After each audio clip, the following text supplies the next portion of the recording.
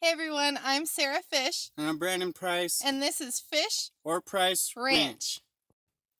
Good morning everyone, I'm Sarah with Fisher Price Ranch. Sorry it's been a little bit since you guys have seen a video. I'm getting over a cold and my throat was super sore, so I just couldn't talk. Still got a little bit of a sore throat, but otherwise I feel a lot better. So with that, I've been stuck in the house and I'm tired of the clutter. It is actually really difficult to run a big farm and live in a fifth wheel and be able to organize. So I thought I'd show you guys kind of what we're doing, but first we're going to go feed the girls their morning breakfast. It's foggy outside, so I'll show you guys that. So let's start with there. Got all the feed spread this morning. Gonna let the girls out. Or in, I should say. Get down, Evie.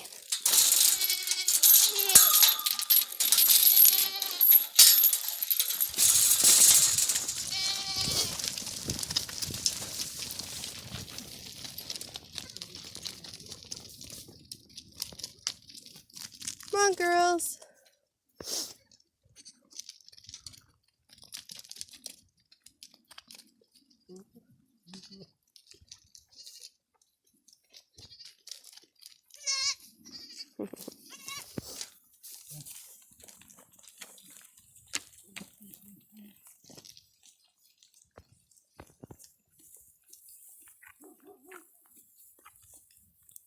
Pretty foggy this morning.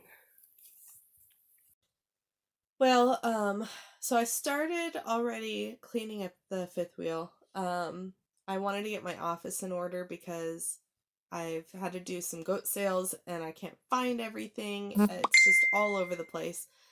So I just finished actually my office, but I was going to show you guys, just ignore the mess. I haven't been feeling well, like I said, so I haven't done a whole lot. But I'll show you what it's like to live in a fifth wheel and own a ranch and try and get everything organized as best we can. But living in such a small space coming from a house, it's definitely difficult and we're getting used to it still. But since it's winter time and there's not a lot we can do outside, though Brandon is outside working on our other project, which you guys will see that video soon. Anyway, I'll just kind of show you guys what it's like living in a fifth wheel. Oh, so this is my mess. Please, like I said, ignore it. We're constantly doing dishes because the sinks are so small, and we've got 3 bottle babies, so we're constantly having to wash pans and bottles, and so it's very difficult. And then, of course, we don't have, we have some cupboard space, but we don't have a lot of cupboard space compared to a house where you can store everything. So a lot of stuff ends up on the table, on the floor, and like our garbage, we can only hold so much in our garbage can, which is now full because I've been cleaning. So I've been throwing everything in the box here, and then our mess of a room as well. But I did want to share with you guys, we have decided, because it's just the 2 of us and we don't use the couch, we got rid of the couch. And then this chair, we never use it either, so it's actually leaving today as well. So it's going to give us a lot more floor space, but here is my new office. Check it out. I'm so excited. So now that all my stuff is organized, like this is my medical kit, and I've been stocking up on supplies lately. So now, instead of my office being in this tiny little cupboard that was right here, is actually meant for, like, let me move this. It's meant for, like, a computer and stuff, and then I had my printer in there, and then trying to get in there to get to my printer and put more paper in it or whatever was really difficult. So I've moved everything now to over here. We have the printer. I have a desk now, and then of course all my organization with my whiteboard there, and then we have like all of my microscope equipment here if I need to run fecals. We have my emergency kit there, and then this is my backup emergency kit with all my extra supplies. But now everything's nice and organized. We have my computers now down here.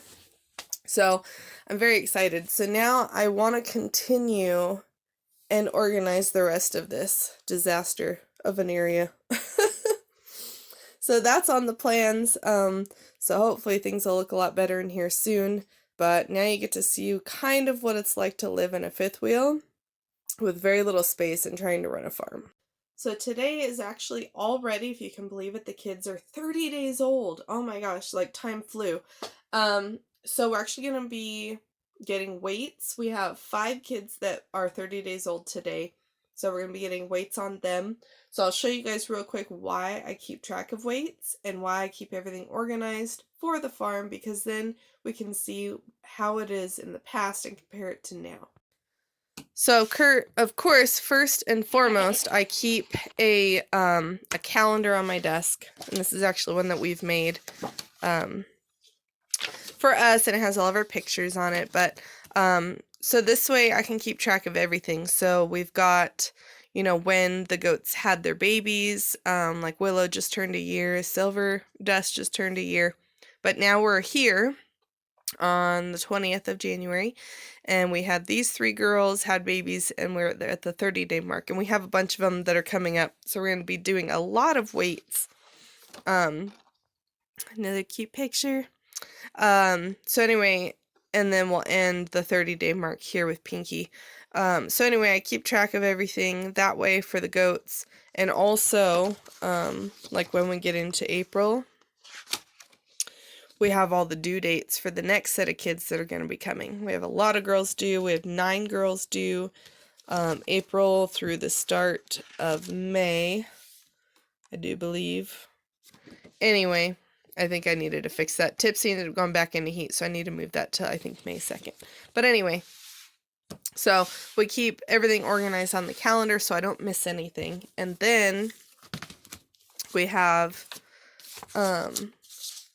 my binder, which has all of my pedigrees for everybody that we own, and then also my breeding schedule. The reason I do a breeding schedule is we want to be able to utilize our bucks, and I just kind of go through and pick which does I think would do best, and then we cross them and see how it works out.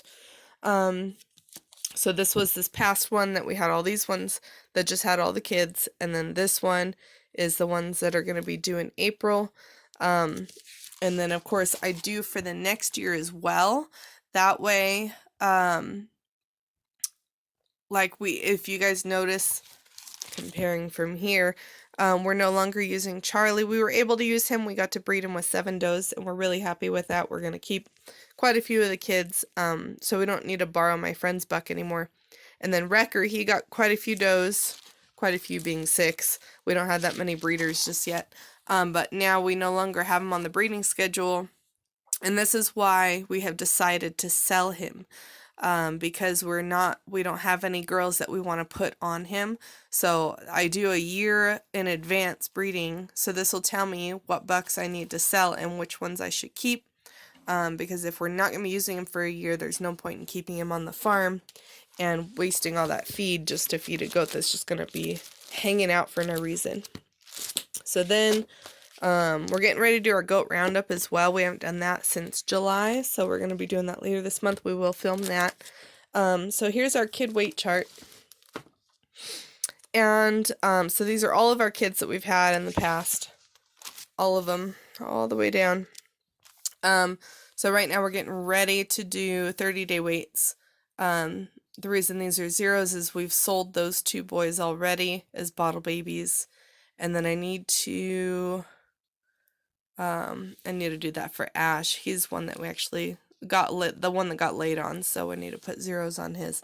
But anyway, now we can compare like all their birth weights compared to last year, and then we're going to compare 30-day weights compared to last year, and all it's going to tell us is, are kids growing faster or slower? Adding the new genetics, was that a good thing or a bad thing?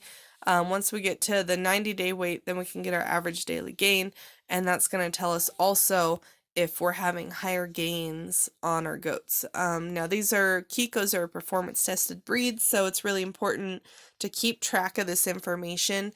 A lot of buyers want to see this. They want to see how the goat is performing before they purchase the goat.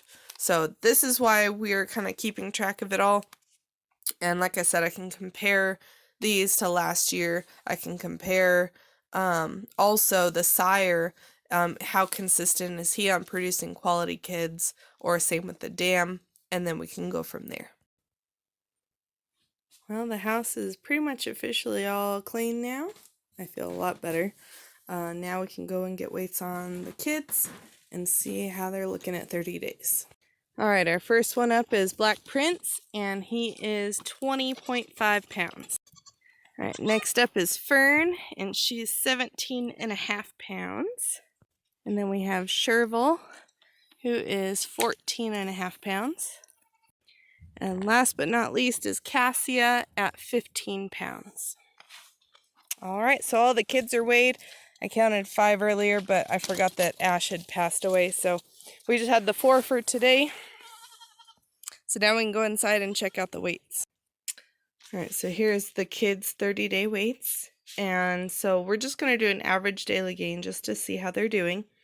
So Black Prince is 20.5 pounds. What you would do is you subtract their birth weight, which is 9 pounds. Then you divide that by 30. And his average daily gain is 0.38 pounds per day. And then we check with Cassia. She's 15 pounds minus 7 divided by 30 is 0.27, which is lower than I like to see. I want to see at least a 0.35 for does and a 0.4 for bucks. So even Black Prince is a little bit low. And then Sherville, here he's even lower than his sister at 0.23. Now you look at Fern, and if you look at all of our birth weights, they've been around 6 to 7 to 8 pounds mostly. Fern was our tiniest little baby at just 4 pounds, but she actually has the highest average daily gain of all of them at 0.45. So that tells you right there that even if they're a runt, does not mean that they're not going to grow well. Well, I hope that this was helpful, and I hope you guys enjoyed me cleaning up my trailer. I know that's kind of weird, but, you know, whatever. It kind of gives you a little bit of an idea of how we live our life over here now that we've moved. But yeah, keeping weights on goats is really, really important, and it'll help you determine which goats will be best to fit your needs for your farm. So thank you guys so much for watching, and we'll see you again soon.